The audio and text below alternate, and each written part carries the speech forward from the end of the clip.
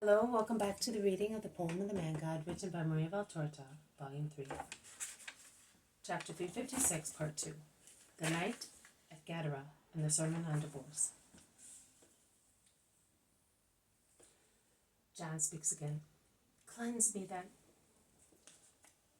Your charity and your angel cleanse you. There is nothing left on you. You are a clean altar on which God descends. What else does Judas do? Lord, oh Lord, John's head slides lower. What? It is not true that the money he gives you for the poor belongs to him. It is the money of the poor that he steals, to be praised for being generous, which is not true. He was wild because when you came back from Mount Tabor, you took all the money away from him, and he said to me, "There are spies among us." I replied, "Spies of what? Have you stolen, perhaps?" "No," he replied to me, "but I am far-sighted and I have 2 purses. Someone told the master and he ordered me to hand everything over. And he was so authoritative that I was compelled to do so. But it is not true, Lord, that he does so because he is provident. He does that to have money for himself. I could bear witness to that, and I am almost certain that I would be telling the truth." Almost certain? That uncertainty is indeed a slight fault. You cannot accuse him of being a thief if you are not absolutely certain. The actions of men at times appear to be faulty, whereas they are good. That is true, Master. I will not accuse him any more, not even in my own mind. But it is true that he has 2 purses, and that the one he says belongs to him and he gives to you is instead yours, and he does so to be praised. I would not do that because I feel that it is not right. You are right. What else have you to tell me? John raises his frightened face, opens his mouth to speak, and closes it and falls on his knees, hiding his face in the tunic of Jesus, who lays a hand on his head. So speak up. You may have misjudged things. I will help you to consider them properly. You must also tell me what you think of the probable causes of Judas's sinning. Lord, Judas feels that he does not have the strength he would like to have to work miracles. You are aware that it has always been his ambition. Do you remember Endor? Instead, he is the one who works fewer miracles. Since he came back, he has not been able to do anything, and during the night he moans in his dreams as if they were nightmares, and, "Master, come on, tell me everything." And he curses and practices witchcraft. This is not a lie, and there is no doubt about it. I saw him myself. He chooses me as his companion because I sleep soundly. Nay, because I used to sleep soundly. Now I must admit it. I watch him, and my sleep is not so sound, because I hear him as soon as he moves. Perhaps I did the wrong thing, but I pretended to be asleep, to see what he was doing. And twice I have heard and seen him do horrible things. I am not an expert in sorcery, but that is what it is. Does he do that by himself? Sometimes he does. Sometimes he does not. I followed him at Tiberias. He went into a house. I inquired later who lives there. It is a man who practices sorcery with other people. And when Judas came out almost at daybreak, I gathered from the words they spoke that they are familiar with one another, and they are many, and not all strangers. He asks the demon to give him the power that you do not give him. That is why I renounce my part, so that the Father may give it to him, and he may sin no more. You ought to give him your soul, but neither the Father nor I would allow that. There is a long silence. Then Jesus says with a tired voice, "Let us go, John. Let us go downstairs. We will rest until dawn." You look more depressed than before, Lord. I should not have told you. No, I already knew. But you have taken a load off your chest, and that is what matters. Lord, must I avoid him? No, do not be afraid. Satan can do no harm to people like John. He terrorizes them, but he cannot take away the grace that God continuously grants them.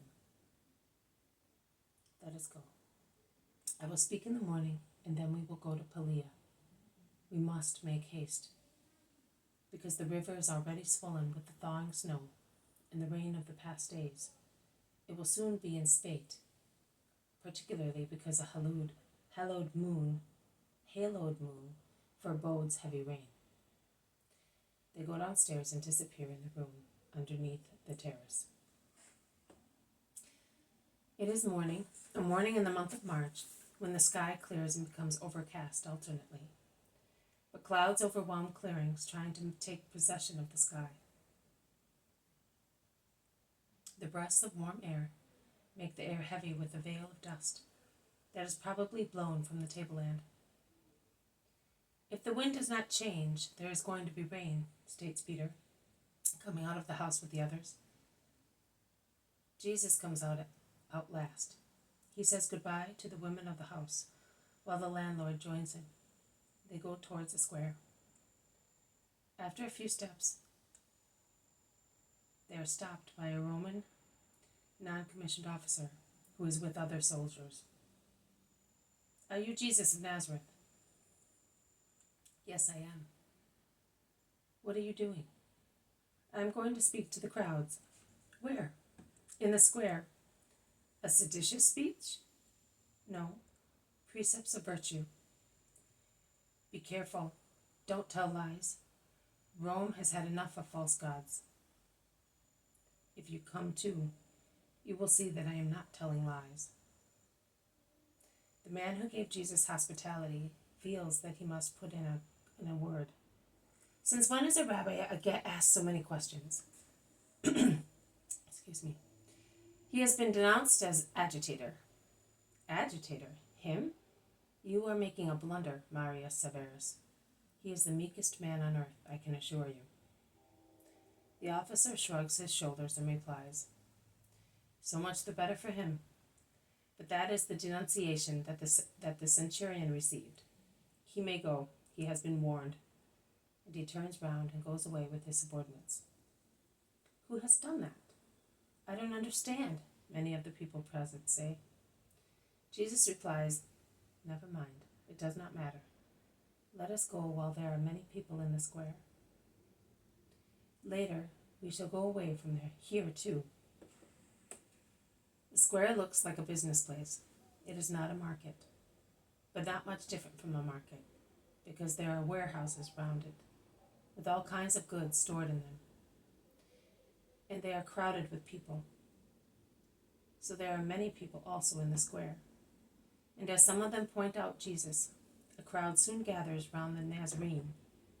In the crowd there are all kinds of people, and of every country. Some are there out of veneration, some out of curiosity. Jesus makes a gesture that he is about to speak. Let us listen to him, says a Roman coming out of a warehouse.